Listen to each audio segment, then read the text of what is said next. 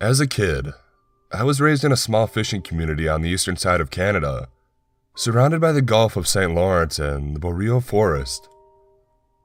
The entirety of the land was close to 4,000 foot square with an even smaller number of residents sprawled out over Main Street, the main road running straight through our little town, and farming houses spread widely between areas of trees that were changed to domestic residential homes when agriculture stopped being profitable.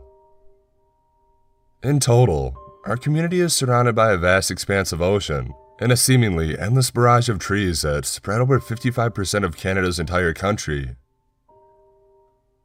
I spent most of my life hunting in those woods, so you can imagine my joy when my parents got me a hunting dog. Sandy was a Shetland sheepdog, and while they were more fit to be herding and tracking sheep over grassy plains rather than rabbits and deer through dense forest, it didn't stop me from taking him with me on every excursion I possibly could. Sandy had been by my side for enough hunting trips that he'd grown accustomed to waking up just before breaking daylight, and on a few occasions helped me track down small game like squirrels and rabbits through considerably large areas of forest. Sandy wasn't my property and wasn't treated like he belonged to me. Sandy was a member of the family, my best companion and my truest friend. I think fondly back to all the times he'd sit in the front seat of my truck without being told, ready to go for a walk in whatever part of the forest I took him to. I can honestly say that there will never be a dog that will fill the void Sandy left in my life. I find that dog lovers relate to that sentiment more than others. It was October 30th, the first day of deer hunting season. I had been talking with my family about taking Sandy, my hunting gear, and some essentials to one of the cabins my grandfather owned in his heyday, off an unmarked road a few hundred miles into the wilderness for a few days. This was met with a lot of protesting, but nothing could stop me from getting in some time looking for wild game in an area that already hasn't been picked clean by illegal hunters earlier in the month. Everything was packed into the old blue Ford, Sandy included, and a few hours of driving later, we were setting up camp in one of my grandfather's secluded old cabins. But here's where things got fucked up. Sandy, I'm so sorry. I had spent most of the time of my life being in the wilderness.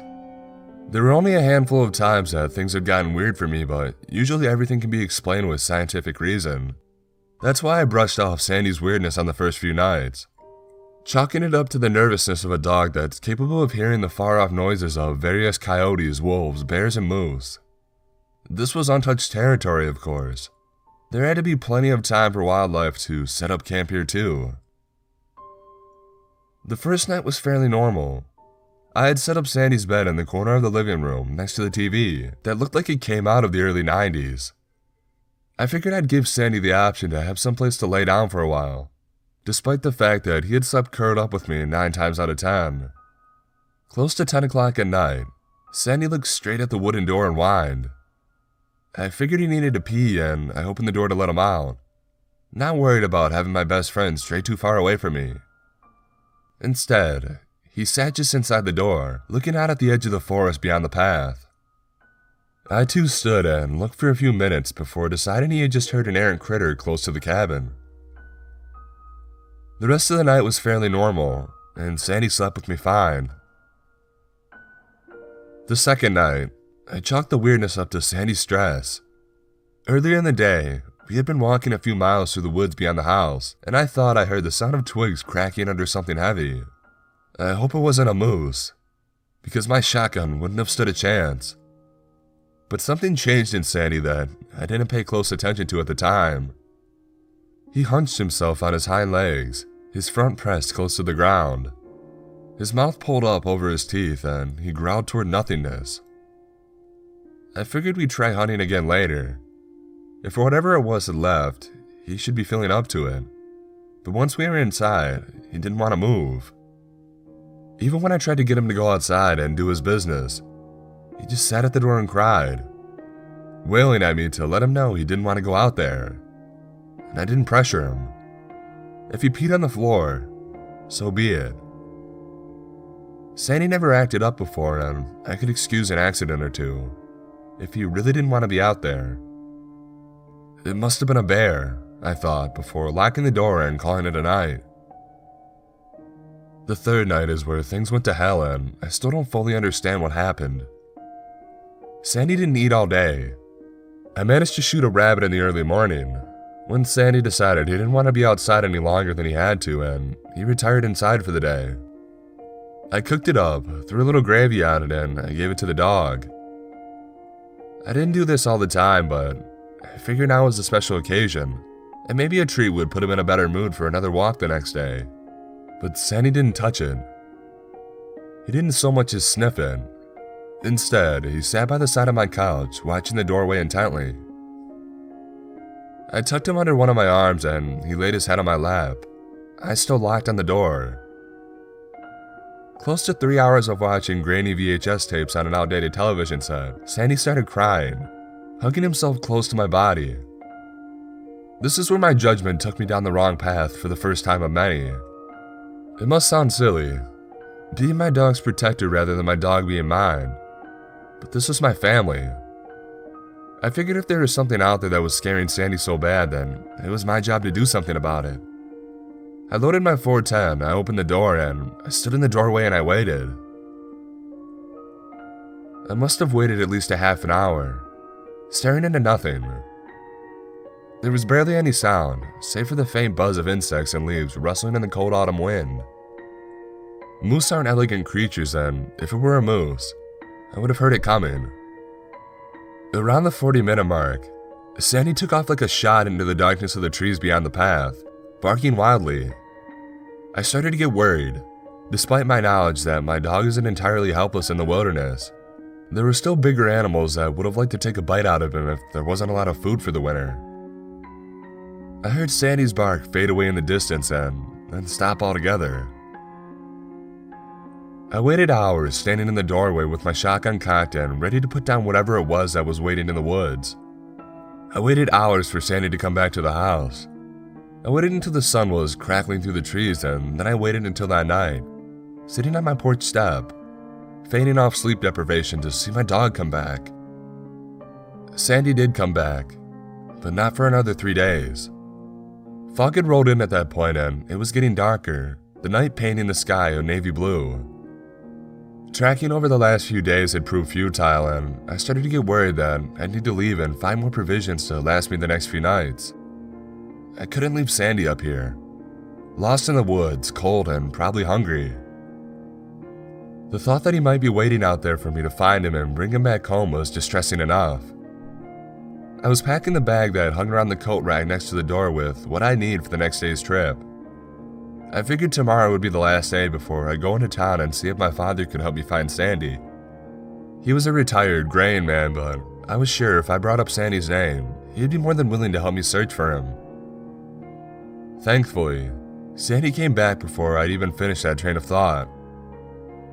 I saw him from the window, on the path that led him down the main road and a few dozen feet away from the house. Normally, I'd hear him scamper to the doorway and paw at the door a few times, eager to come in. But this was different. I could see the reflection of his eyes as green pearls in the murky fog that had swamped the house. For a moment, I thought it might be an animal, but the outline of his body in the wisps of thick low-lying clouds was unmistakable. Still, despite myself, I hesitated. There was something different about his body language. I stared out the window for a few more moments before reason overcame my gut instinct. Sandy could be hurt, I thought. Or worse. I flung the doorway open, but he didn't come right away. Instead, he just stood there, watching me intently, and when he didn't move, I whistled to him. "Here, Sandy." I coaxed him towards the door. "Here, boy." The way he moved was different. It was as though his hips had been dislocated and the angle of his paws changed direction with every step, as though he had forgotten how to walk properly. His head was bowed to the ground, but his teeth weren't bared. He didn't seem aggressive.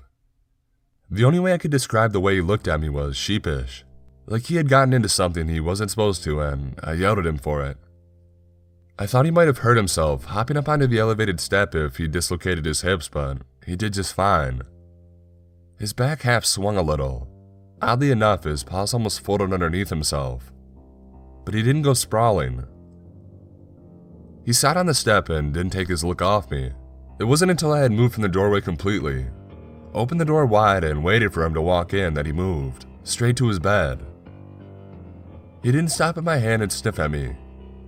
He didn't wait for pets or jump up on me like he used to.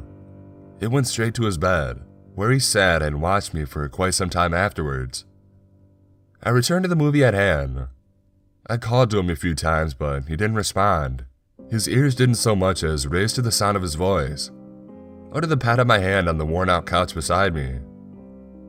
I had missed my buddy, but I wasn't about to move him physically toward me. There was something about him that said I shouldn't have let him in, but I chalked it up to silliness, and a few hours later, I went to bed. The more I think back on it, I don't recall him blinking once. He sat there like a statue, and when I turned off the light, I could still see the reflection of jade green following me as I went into the room and I shut the door. I could have sworn I heard him walk in the night, the sound of nails clicking against the wooden floor coming up to the door of my room, but they were slow and deliberate. They weren't like the quickness of Sandy realizing I'd gone to bed and coming to curl up. I heard the noises stop outside of my bedroom, but I didn't hear his whine. I thought nothing of it and I fell into a deep sleep. When I woke up in the morning, I figured it must have been a dream. Sandy was still sitting in the upright position I left him in when I went to bed. It was as though he hadn't moved a muscle the entire night, and when I said good morning, he didn't so much as wag his tail. He didn't follow me into the kitchen, but he paused at the doorway when I put his bowl down on the floor and filled it up with supermarket dog food. Once again, his back half moved weirdly as he slowly made his way towards me. There was a nagging feeling that something was off-putting about the way he looked that day. It was like he had gotten a little longer overnight. Sandy hunched down again, like when he was walking to the door the night before. He didn't come into the kitchen. I figured he must have been hungry being out in the wild for so long, but he eyed me like he was waiting for me to come a little closer rather than touch the food. It goes without saying, but after a few moments of a staring contest between me and my unblinking dog, I called off that foolishness and I called his name out loudly. Not even a flinch. I didn't want to move closer to my dog to leave the kitchen door, but this was my Sandy, and the most damage he'd ever done was eat flies.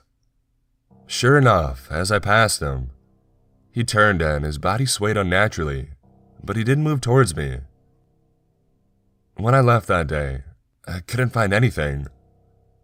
The deer tracks in the mud were made a few days prior, and they went cold off naturally made trails through the woods. I couldn't hear bugs or birds or even the howl of a nearby coyote. The only sounds from miles away from the campsite were my own breathing and the sound of crunching leaves underneath my feet.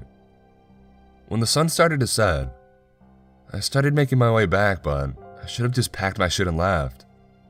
Just behind a cluster of trees, with the house just visible beyond the rise, I figured I found out the reason why the animals had abandoned this place.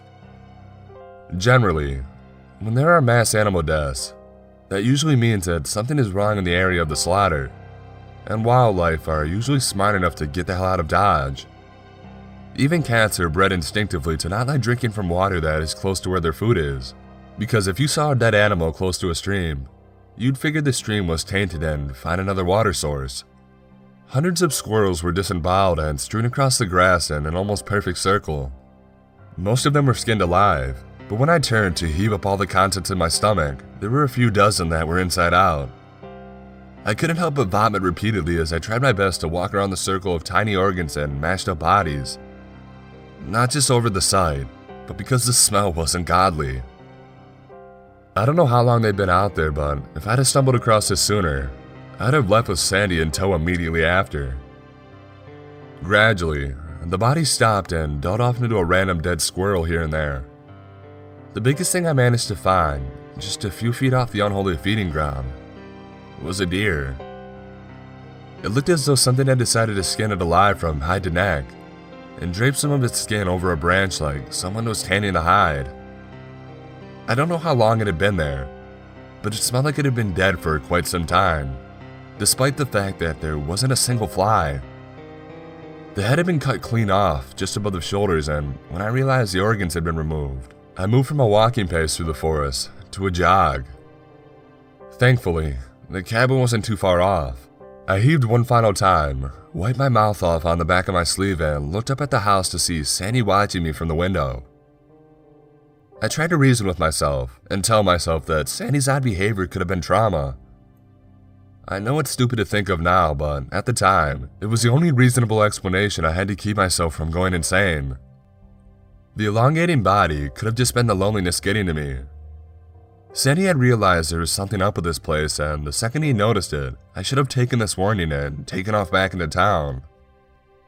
Once the door was shut behind me, I started packing the food and essentials back into the boxes, moving quickly to try and get my things into the truck before night came.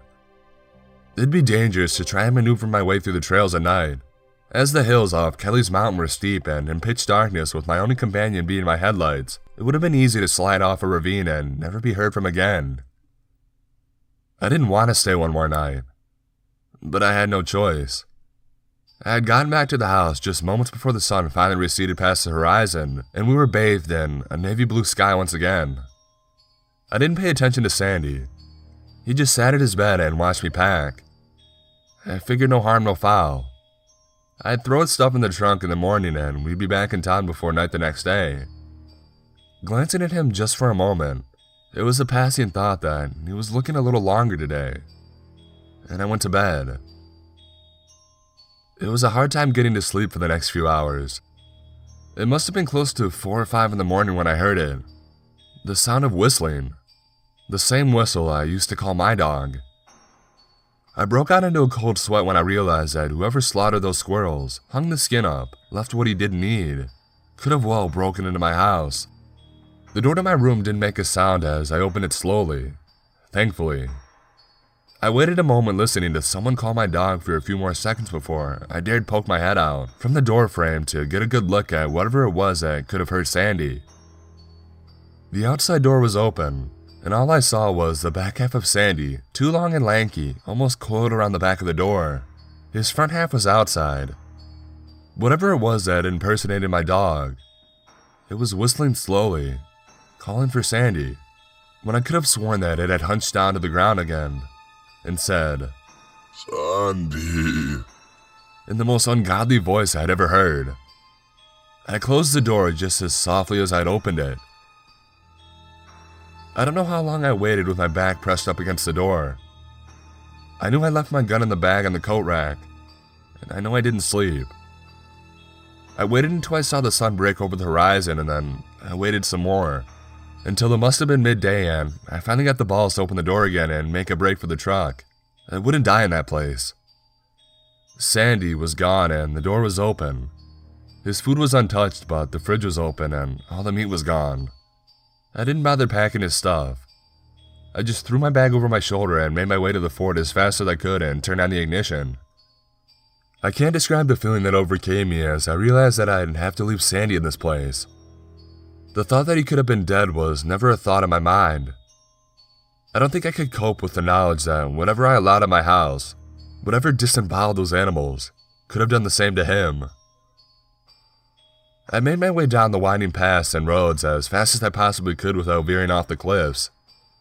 I felt like I was turning in circles down this labyrinth that would take me back to that house, but when I reached the pavement on the stretch of road back to town, I felt relief wash over me, thinking I was safe. Just as I was pulling off onto the cement, I felt something hard hit the back windshield, sending broken glass into the passenger seat.